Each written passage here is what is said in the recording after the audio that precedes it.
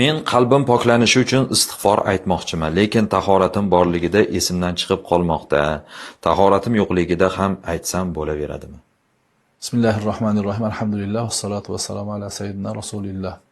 Albatta, zikrlar, istig'forlar, salovatlar aytishlik uchun tahorat qilib aytilsa, nur ustiga a'lo nur hisoblanadi. Zikr bu nur. Tahorat bilan bo'ladigan bo'lsa, yana poklik ustiga poklik, nur ustiga nur. Lekin shariatimiz zikrlar, tasbihlar, hatto Qur'oni Karimni yoddan tilovat qilishlik uchun tahoratni shart qilmaydi. Bu narsa nima uchun? Biz ko'proq Allohning zikrida bardavom bo'lishligimiz uchun. Shuning uchun alohida shartlar, tahorat, alohida joy, alohida vaqt shart qilinmaydi. Doim Alloh taologa istig'forda, zikrda bo'lishligimiz uchun ortiqcha shartlar qo'yilmagan. Hatto Qur'oni Karimda turib, o'tirib, yonboshlab zikr qiladilar deb turib, ana shunday zikrdagi bandalarni Alloh taolo maqtagan. Istig'for ham xuddi shunday.